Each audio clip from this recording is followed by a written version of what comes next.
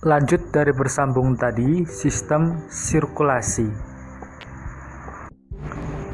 Setelah dari Sofi, kita akan menuju tempat kediaman saya. Oke, di daerah sini. Oke, ya, nah, di situ. Kita berkelompok, tapi kita berjarak jauhan. Memang begini kalau daring ya.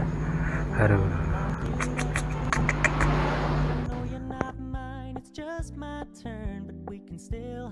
Oke Sofi, terima kasih pemaparannya di video sebelumnya. Oke, kali ini saya akan membahas tentang tentang komponen darah. Komponen darah itu darah adalah cairan tubuh yang terspesialisasi ya, dan memiliki 4 komponen utama, yaitu plasma, sel darah merah, sel darah putih, dan Oke, selanjutnya volume seluruhan dalam darah kita, darah manusia khususnya, itu bukan rata-rata ya, perbandingannya yang paling banyak adalah plasma dengan 55%, diikuti dengan sel darah merah 45%, dan selebihnya 1%, kurang dari 1% itu diisi oleh sel darah putih dan keping darah.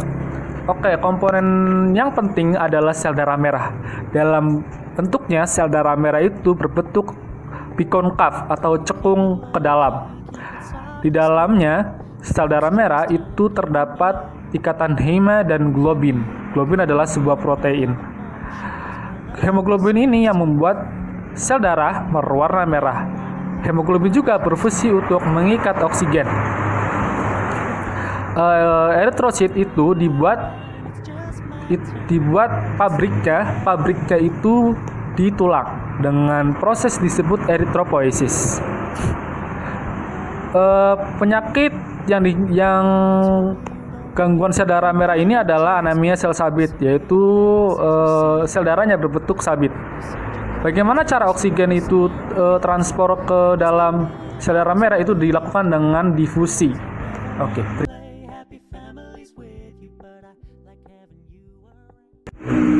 Oke, selanjutnya adalah sel darah putih. Sel darah putih adalah salah satu komponen yang terpenting yang diproduksi dalam sumsum tulang. Darah ini juga yang paling penting adalah dia berperan sebagai kekebalan tubuh dan respon terhadap peradangan. Bagaimana sel darah putih bekerja? Itu adalah ketika suatu patogen molekul asing masuk, maka dia akan berusaha untuk menelannya. Namanya juga fagositosis. Menelannya lalu dimasukkan ke dalam selnya dan disekresikan dan terurai. White cell blood dibagi menjadi 2, yaitu yang bergranula dan yang tidak bergranula. Yang bergranula itu rata-rata dia bentuknya agak gede. Mengenai gejala penyakitnya itu, kita tahu bahwa penyakit yang terkenal adalah leukemia, yaitu ketika sel darah putih tidak terkontrol pertumbuhannya. Oke, selanjutnya ini adalah bagian dari pembagian stem cell darah ya, lihat aja di situ.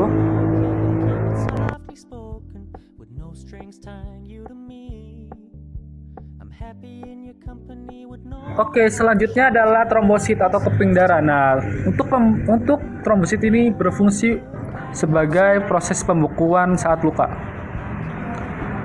Prosesnya itu adalah ketika luka, itu dia sel darah ini bakal mengeluarkan protrombin, dan trombin lalu mengeluarkan suatu serat-serat yang bisa merekatkan jaringan-jaringan luka tersebut, namanya fibrinogen, dan mengeluarkan fibrin. Penyakit yang terkenal dari ini adalah hemofilia, yaitu ketidakmampuan darah untuk membeku. Ya, selanjutnya adalah pembuluh darah. Pembuluh darah itu dibagi menjadi 2. Kalau diibaratkan, pembuluh itu adalah suatu jalannya darah. Pembuluh darah ini dibagi menjadi 2, yaitu vena dan arteri. Mengenai strukturnya, arteri itu cenderung dia lebih tebal salurannya.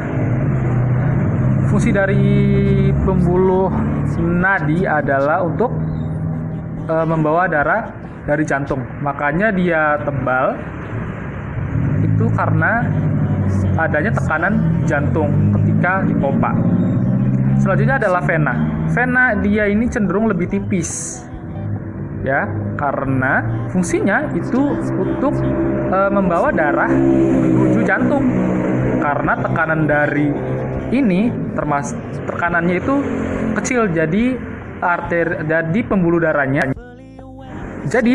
darahnya memang difungsikan sangat sesuai dengan tekanan yang dialami oleh vena ini. Oke. Ya, selanjutnya adalah sistem limfatik. Sistem limfatik atau dikenal dengan sistem getah bening adalah sistem yang berperan dalam sistem kekebalan tubuh. Penunjang sistem sistemik ini adalah organ-organnya, yaitu sumsum tulang belakang, limfa, timus, kelenjar getah bening, cairan getah bening, dan pembuluh getah bening. Dan limfatik ini juga memproduksikan limfosit, ya, sel limfosit, sel darah putih untuk sistem imun. Sirkulasi hewan. Protozoa tidak mempunyai sistem penyederaan darah khusus, menyerap oksigen dan air melalui seluruh permukaan tubuh. Zat itu masuk ke dalam plasma sel. Zat-zat sisa yang dihasilkan diangkut oleh plasma sel-sel ke membran sel untuk dikeluarkan. Ya, selanjutnya adalah sirkulasi dari porifera. Porifera ini belum memiliki sistem peredaran sirkulasi yang khusus. Dengan kata lain, sistem sirkulasinya hanya bekerja dengan tekanan air.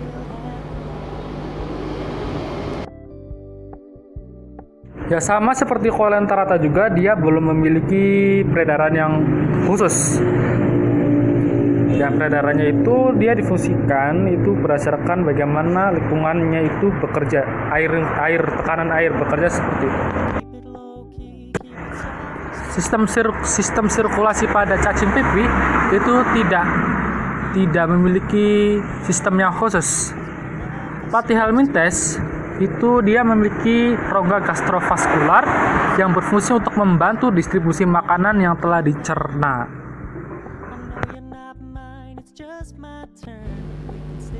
Ya, Annelida merupakan organisme paling rendah yang memiliki sistem sirkulasi yang sudah lengkap. Sistem peredaran darah Annelida merupakan sistem peredaran darah tertutup yang terdiri dari pembuluh darah dorsal, pembuluh darah ventral, dan 5 pasang aorta yang berfungsi sebagai jantung.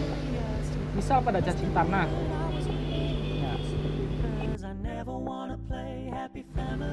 Ya, sistem peredaran darah moluska merupakan sistem peredaran darah terbuka karena darah tidak beredar di dalam pembuluh darah tetapi di dalam silus darah. Jantung pada hewan ini sudah terdapat antrium dan ventricle serta terdapat pembuluh darah vena dan arteri.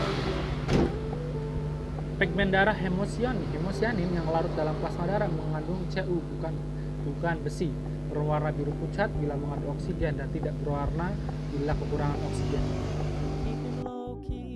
Ya. Sistem peredaran selanjutnya adalah dari kelas arthropoda. Arthropoda menggunakan sistem peredaran darah terbuka. Darah ini tidak mengandung hemoglobin, melainkan hemosianin. Jantung dalam arthropoda disebut jantung pembuluh. Darah dan cairan tubuh serangga disebut hemolimfa. Ada beberapa mekanisme siklus dari arthropoda. Yang pertama adalah bila jantung pembuluh berdenyut, maka hemolimfa mengalir melalui arteri ke rongga tubuh. Jaringan tubuh sampai melalui kapiler. Jantung pembuluh melalui ostium. Fungsi dari hemolimfa adalah mengedarkan zat makanan ke sel-sel.